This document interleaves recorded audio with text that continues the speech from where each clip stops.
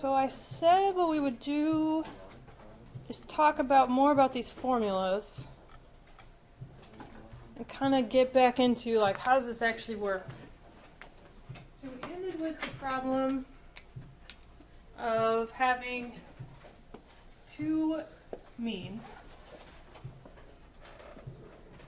So now we actually have the means, so I can make this much more concrete than last class. So we have 3.13 versus 6.50, and we're trying to determine if they have one group has more page views than the other. This is that YouTube example. We have the standard deviations for each group. We talked about homogeneity and that they're roughly equal. And we're getting into the formula for S pooled. So we have standard deviation, so I need to take that back into variance. So we've used this variance formula to calculate SD, or we let R do it. So I need to make sure they're squared. I'm going to do this. Because it stays as variance until the very end. So we don't take the square root till the last step.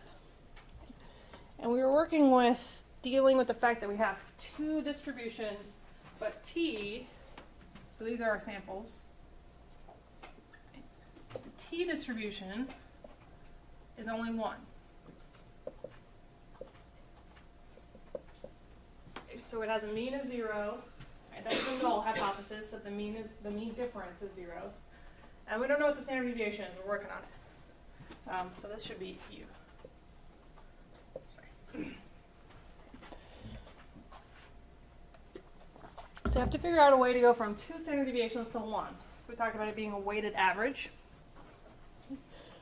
So to calculate S pooled, I'm going to take degrees of freedom for the first group, which was 7, over df total. Where did I get 7 from? Remember we talked about it's n minus 1 for each group, so we had this as 7. Over df total. 14, 7 plus 7. And the same for this group. So when you have equal n, they're exactly the same. It is literally an average. When there's unequal n, it's a weighted average. So I always talk about it being weighted because if they're equal, they're weighted equally. If they're not equal, they're weighted towards the larger group. So this would be S pooled squared. Because I've not taken the square root.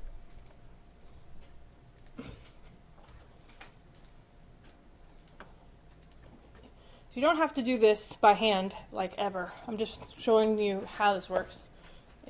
So I've got 7 over 14 times 1.73 squared, which is the little caret icon, plus 7 divided by 14 times 2.45 squared. So I get 4.50.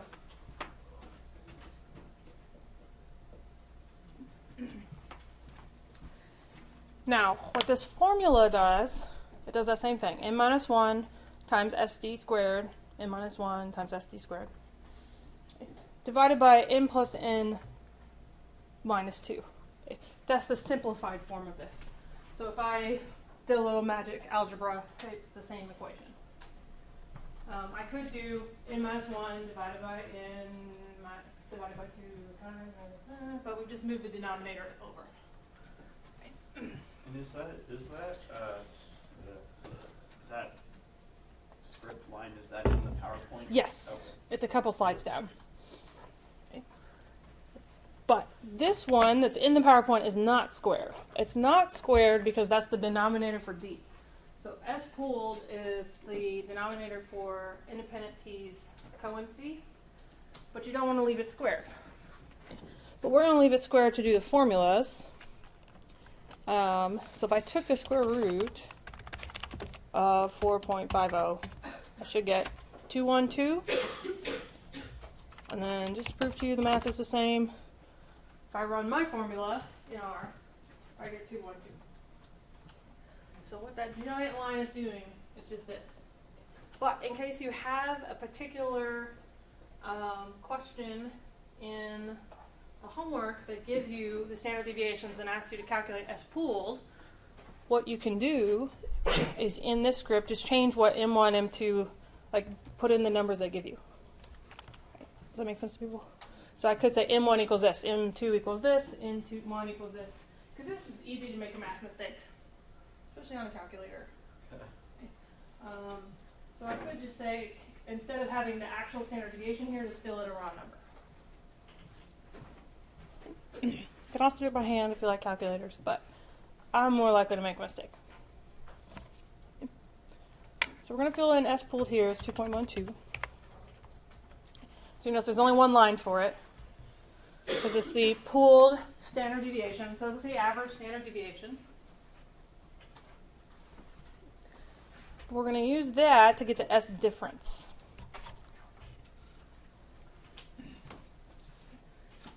S difference, this is where we take the square root, is SM plus SM, which is really obnoxious because that's a formula in a formula. So it's S pooled over in the first group over in the second group. Oh, that's so much less threatening than it looks on paper. It's just a lot. It's like, since it's got like 3 steps, it's just kind of a lot of math. One time I saw somebody write it out as like, they filled in S standard deviation formula here and S pulled here as like one dry equation. I was like, okay, wait, I can't handle it with that many equations. But the thing is, like, you can't take the square root. So we've been doing standard error as standard deviation over the square root of n. Do not do this if you do this by hand. S pulled over the square root of n plus n. S pulled over the square root of n. Very tempting. Don't do that. Mathematically not the same.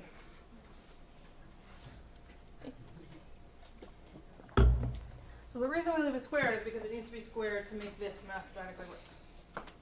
Don't do this. So I took 4.50 divided by n, so it's 8. Divided by 8. Took the square root of that. So I've got 4.5 divided by 8. Plus 4.5 divided by 8, which is the same, but that's okay. Gives me 1.125. I got 1.06 if I've done my math correctly.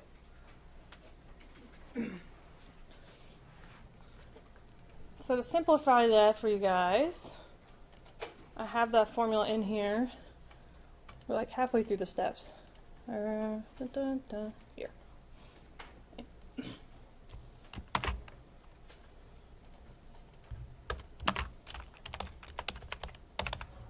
So it takes the square of takes S pooled that I calculated here, squares it, divides it by n1 that we calculated here, and then does the same thing for n2, takes the square root of the whole thing, and I get 1.06. So what I was doing here is just showing you, like, here's how it's calculated.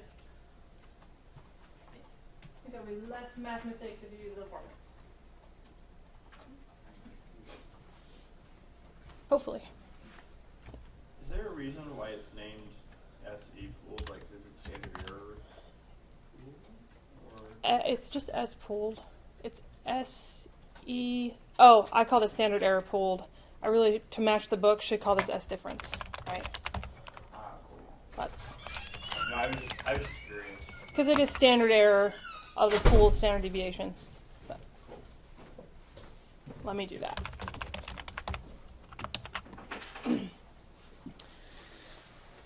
Either way, it was just the name of it I used. Okay. So I got 1.06.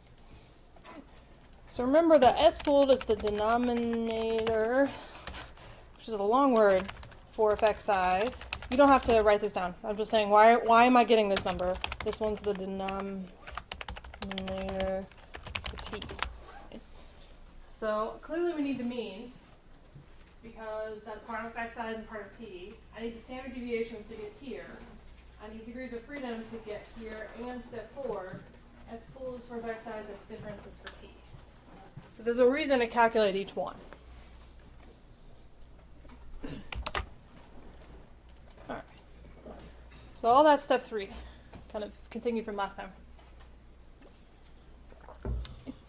So with step 4, there's no crazy math on that one. You just add them together. Okay. So our degrees of freedom total, which we used here in our S pool formula, is just n minus 1 plus n minus 1. So it's 14 in this example.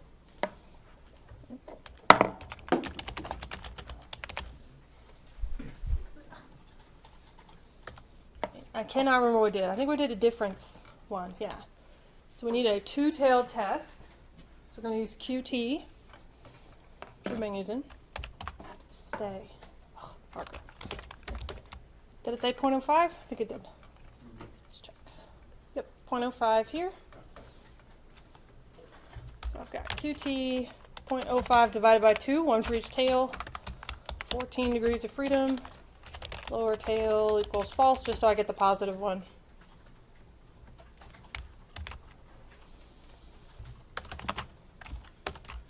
So I should get 2.14. Now it's positive and negative, and just in case you aren't sure,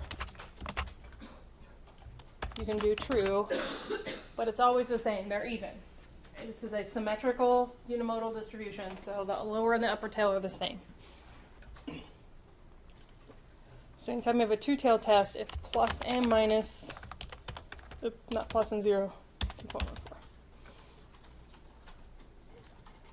And then I have both of them in here. I did this in the last set of notes too, but just making sure if you're using a difference test, it's divided by 2.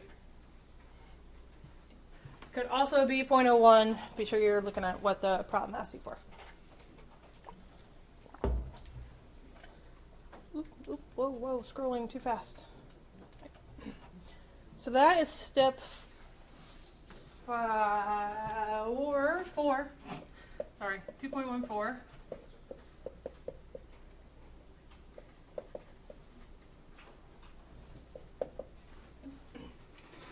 So we want to see if we cross the finish line. So we got a little car. And we're going either direction because we're not sure which group will be better. And so we're going to run this T-dot test for independent T this time. Actually, I'll type it one line at a time. So what we want to do is look at how the order we have them in up here. Okay, so we have game grumps first, so let's put them first. And then the PewDiePew is second. So for the t-test, it's t-dot test. I have the data saved. Be sure you have the data imported or none of this is going to work. Right? So chapter 11, data, grumps first.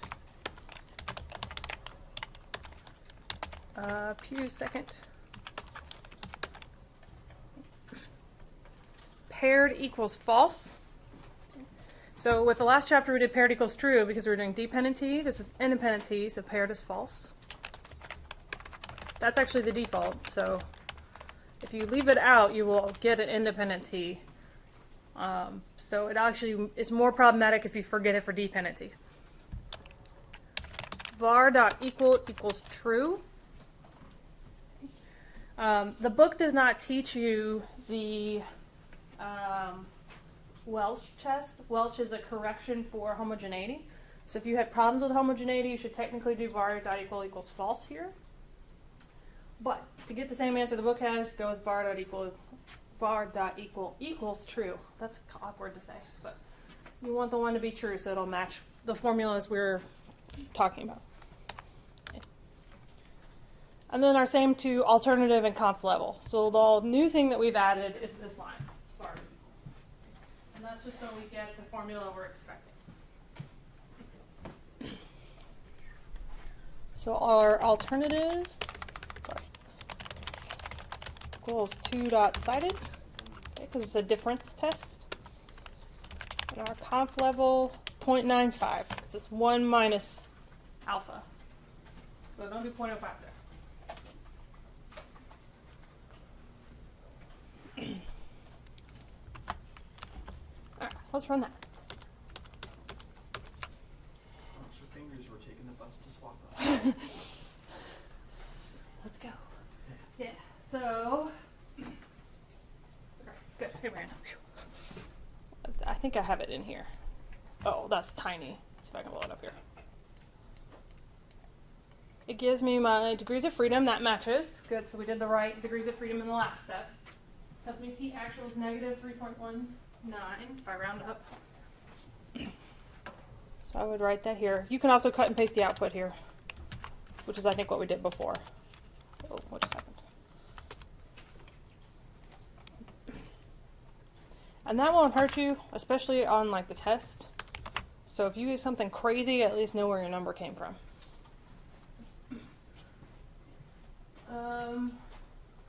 Alternative, this is the confidence interval, a two-sided confidence interval for the mean difference. We're getting there in a second.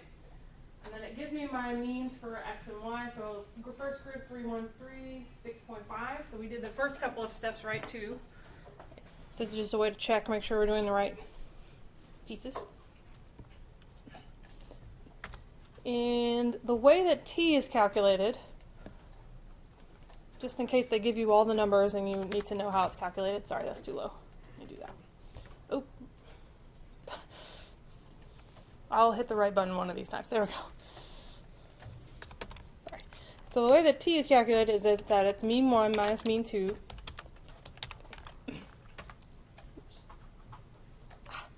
I'm struggling today. Let's try again. So you don't have to do this part.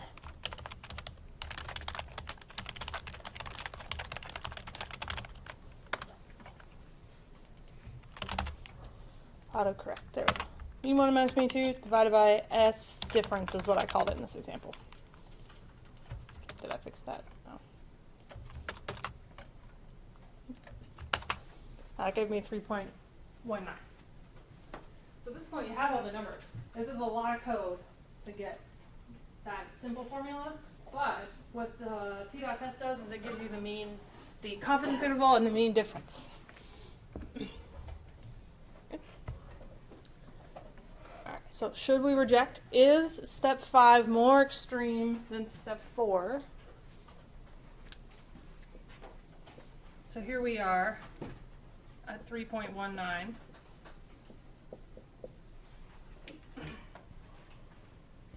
It's negative. So yes, I would reject the null,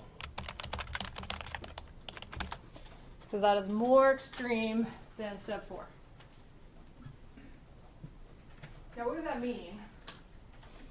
I've rejected the null. There is a significant difference. But if I look at the means, clearly the second mean is larger. So our Pew group has a larger set of views than our Game Grumps group.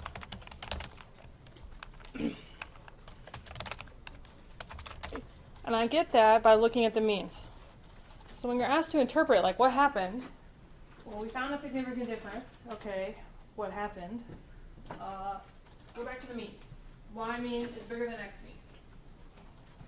Since we didn't pick a side, you could also say that X is less than Y. But people like things to be positive, so this group is the bigger score.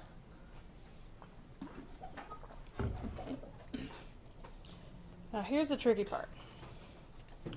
Whoa, let's scroll out. Okay, so we did this one. Now, for Independency, the book wants you to calculate a confidence interval around the mean difference, which to me is a little confusing because, like, that's Dependency, but that's how they do it. Okay. And so if I calculate a confidence interval around mean 1 minus mean 2, and 0 is in it, that means it's not significant, right? So if the confidence interval includes 0, don't reject. If it does not include 0, do reject. The way I think about that is if it's got 0 in it, 0 is a reasonable, expectable number, and we don't really want that. Right? We want our numbers to be different from 0. However, that does not match at all what people do in research papers, which is provide the confidence interval for each mean separately.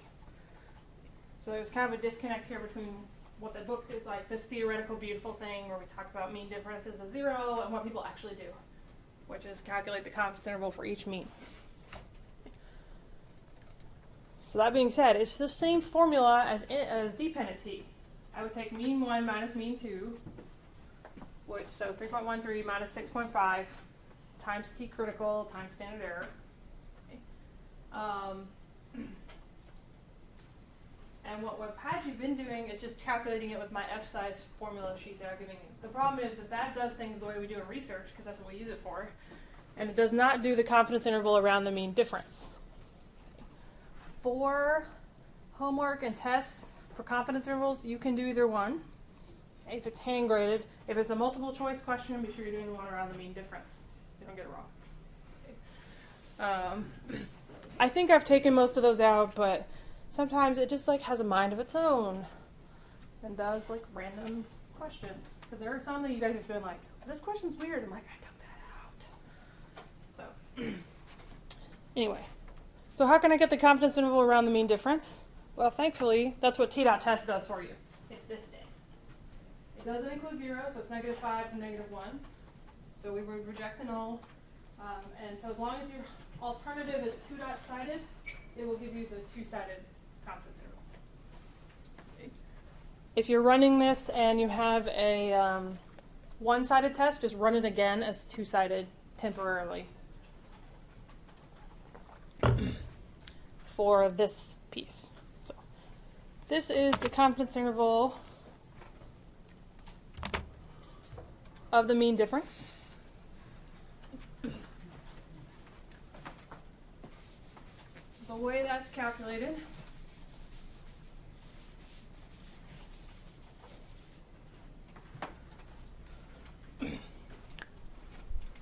is we took 3.13 minus 6.5, calculated that as our mean difference.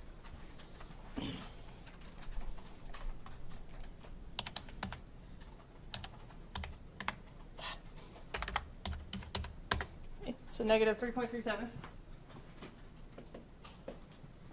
plus and minus our t critical, which is two-tailed. So we already figured this out, but remember that it would be qt 105 divided by 2 times degrees of freedom, which was 14,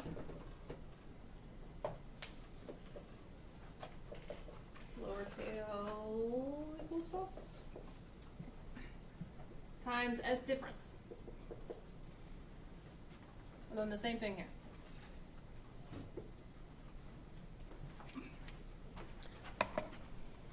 So I would take mean 1, oops, minus mean 2.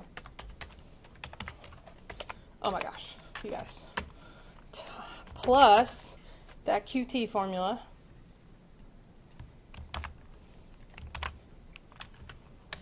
Times S difference. I got 1.10. Do the same thing, minus. Minus is over here about the 0. There we go. 5.65. So this you could fill in if you got just the means from the book. Okay, so you want to change degrees of freedom to match. So I'm trying to make a script that answers like every possible combination of ways that could give you answers. Other thing we want to do is effect size. So it's mean minus mean over S pooled. So effect size should always be smaller than t because the denominator is standard deviation, whereas for t it's standard error. Standard error is always smaller because it's divided by square root of n. So we can use our effect size script, but really it's going to be 3.13 minus 6.5, so it's still going to be negative, divided by S pooled, which we came up with was 2 point something. 1 point, 2 point, numbers. 2.12. It's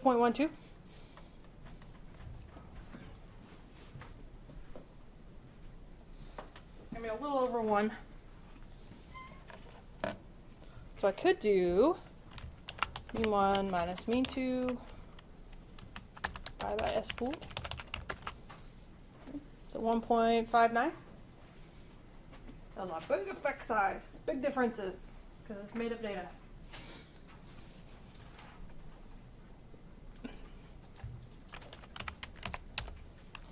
Or, if you're more comfortable with that script that you've been using, whoa, stop. I also included that, so let me download that real quick.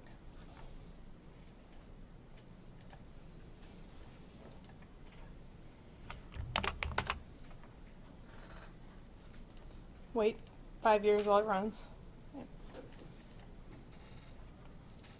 So it's Independency.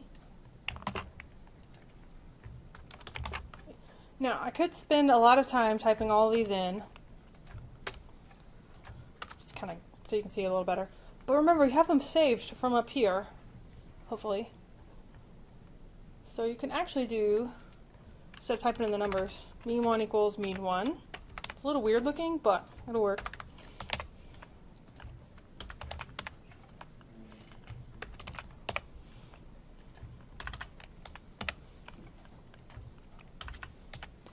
So I like things to be automated, so I only have to change something at the top. Everything at the bottom runs. As long as you get the means that you were expecting, given that you've already worked the problem, right? So I got 3.12, because it rounded down, I guess. 6.5. Mean and standard deviations for each group look right. Now this is standard error for each group. So basically, at this point on, you can ignore it. My t value is the same, and there's d, 1.59. Where did you find that little d.indt script? In my calculate script. Oh, it's in the calculation. It's independency from means. I also have it typed out in the. It's on the last slide of the notes. I typed out the numbers on this one, and then I got lazy at the end and then started doing the letters. Because if I already have it saved as a variable, just use that variable again. So this section is really also a lot about like being flexible with your code, so you don't have to type things out a bunch. So in this output, T, degrees of freedom, remember df goes in the parentheses. T, P, D. SD is the standard error for each group, not S difference. So that does not give you S difference. And then the confidence interval here is calculated on each mean separately. So it's calculated as the T critical for 7 degrees of freedom instead of 14. For me, I don't care if you give me this as the confidence interval, but I know for the book, so either one will be acceptable, mean difference or those. For the book questions, multiple choice wise, do mean difference. Okay. So, I know we only have like 15-ish minutes left, but let's see if we can get through this one. I have a whole crap ton of videos to link online, but I have some more examples of these for you guys to look at too. So we're going to go a little fast, but just so you have 2 whole examples to look at.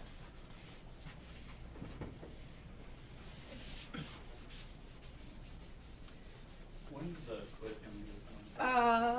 Like open? Yeah. Yeah, as soon as I can get to it today. Okay. So you'll have a lot of time on it. Also going to give you it's probably till Monday, just so if you have questions, since I won't actually be here, you can ask. Rachel's holding extra hours this week. Y'all should have gotten that email on Friday, because she won't be here next week. It's a crazy semester. And then on Monday, there's time where you could ask me in class. Yeah, okay. That's the plan. See how well that goes. I'm going to give you more time than normal. That's true no matter what. Okay, so save. Yes, save the thing. Let's try example number 2. So we've got a record company who's interested in selling, which artist is selling more albums. So basically, was R&B better or is pop better for them money-wise? So these are albums in the hundreds of thousands. So the first one is the DV scale. Yeah, because they could sell 0 albums. That would be sad, but they could. Is it normal? Oh, I skipped random selection, but we'll be alright. Not quite. 1, 2, 3, 4, 5, 6, 7, 8, 9, 10 for each. Not quite at 30. So we're not sure, and n is less than 30, so we can't assume anything.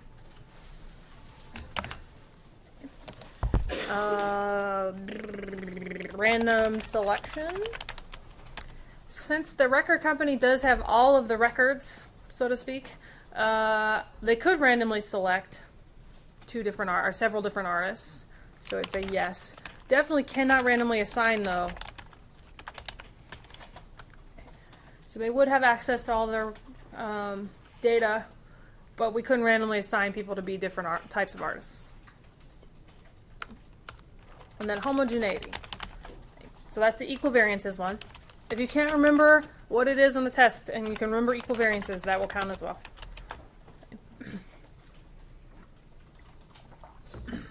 Not sure, because we haven't looked at the standard deviations, so we're kind of on hold for that one. Okay. So we're going to come back to it. Step 2 for our research, we've got R and B as one group. Pop is the other group.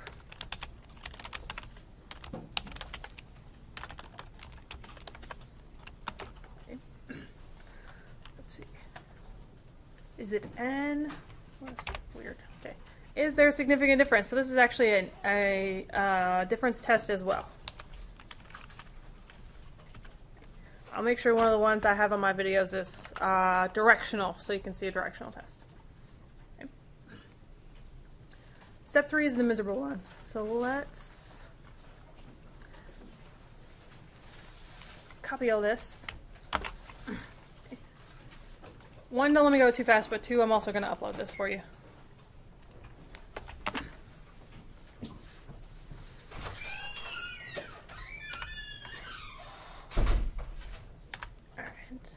So, mine has pretty table format, so I need both means, standard deviations, and DF, all that jazz. So this is data set 2.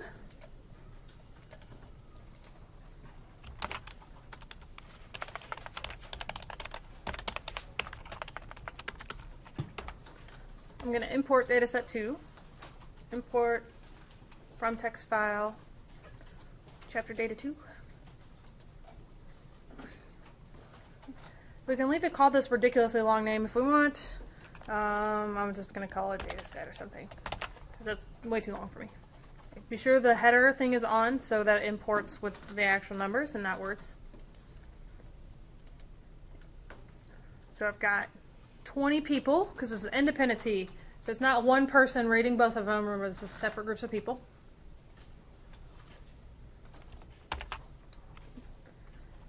And then we're going to use a lot of the same code from up here. Okay.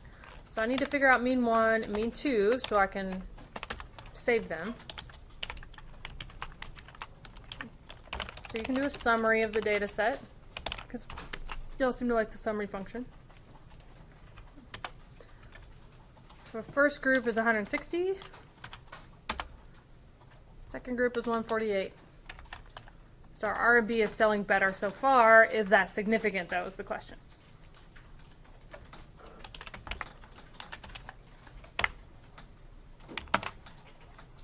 Okay. Now for the standard deviations, we're going to do our SD formula. So SD of our data set for R&B.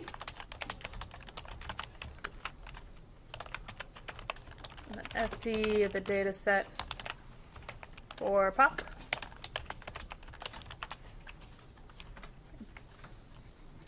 Make this just a little bit bigger. There it goes. Now I have NA.RN is true. I don't really need it in this example because I don't have any NAs, but the first example you have where you have one group is smaller than the other, you're going to wish you remembered that code. Okay, so make sure you leave it in there. Now that ran, and I could look over here under values, or you could just type SD1, SD2 without anything behind them, and it'll show you the numbers on the bottom. Okay. So when you save them, it doesn't automatically split the number out for you, but you can just tell it to give you the number. Okay. Or it's over here under values.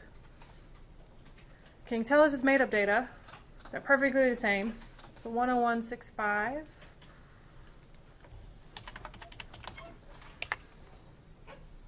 And 10167.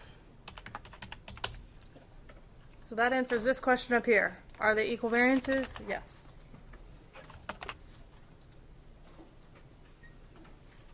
In, we got 10 people in each one, but we want to save that. So N1, N2.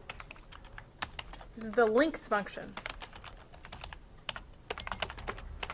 which I can't spell. You guys, spelling is so hard. I always tell my graduate students that I would be much better at statistics if I could spell. And then length, data set. And then if you aren't sure, N1 is 10 and N2 is 10.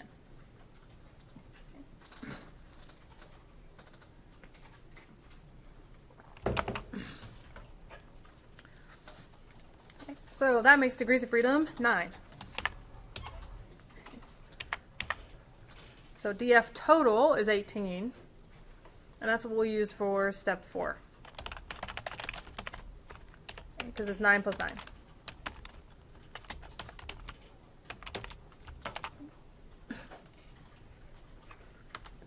Now that I have means, SD, and N saved, I could copy my S pooled and S difference code from above, because we haven't changed anything about it. Since I don't have the numbers hard-coded, meaning I didn't type them in, this formula will still work. Okay. So as long as you have these saved. And if you run this and it says N1 not found, that's because you didn't save N1 somewhere.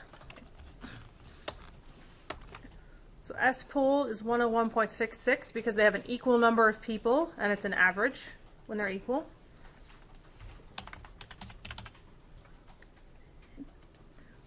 And then S difference is 45.46 because it's effectively 101.66 divided by 10. Take the square root, but twice. So 101.66 divided by 10 plus 101.66 divided by 10. Those are squared. Take the square root. So it's about half. Step 4 here, we got QT 0.05 divided by 2. Wait, was it 0.05? I got excited and I didn't look. Yes, okay.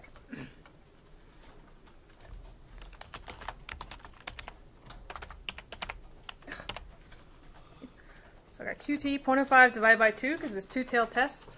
Degrees of freedom total is 18. Lower tail's false. 2.10 for both of them. Oops, I'm on step 4. Plus and minus. Wait, what are you doing? Don't assume things here. Plus and minus 2.10. So remember, if it's a two-tailed test here, it should have 2 sides. Step 4.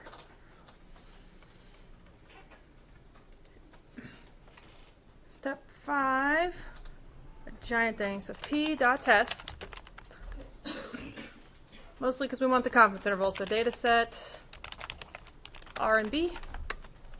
Data set pop. Okay, that's in the same order I did it a minute ago in. Paired equals false because it's independent T. Bar dot equal equals true because homogeneity has been met. Alternative, 2-sided, so we get the two-tailed confidence interval and we have a 2-sided test. Conf level equals 0.95. Oh my goodness. So I tell you to take this script and cut and paste and edit, which is how I mostly do my work. Okay, so it's the same thing. We're really just changing the names of the columns. So what's our T value? Let's see. My degrees of freedom are correct. My 2 means are correct.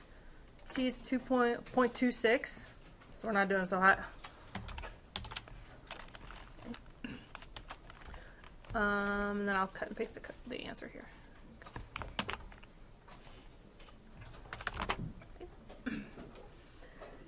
The good news is, here's my confidence interval. Look how huge it is.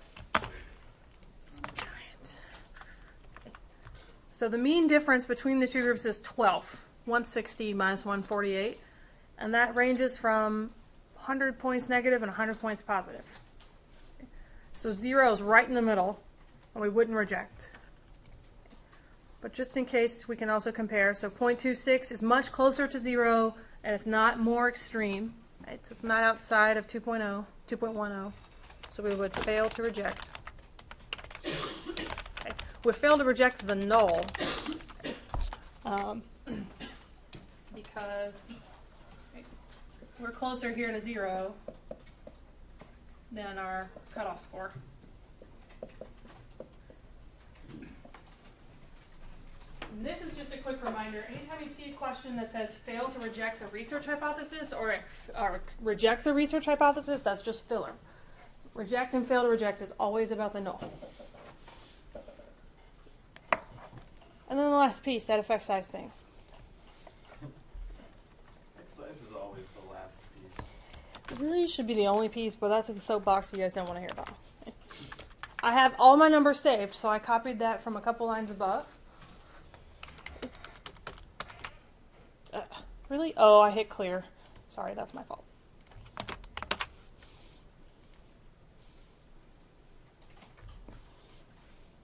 I was like, I was just using this. There we go. Why are you hating on me? Third time's a charm, right? Yes, there it goes. So I have the right standard deviations, I have the same t-values, so I know I'm going in the right direction. These 0.12.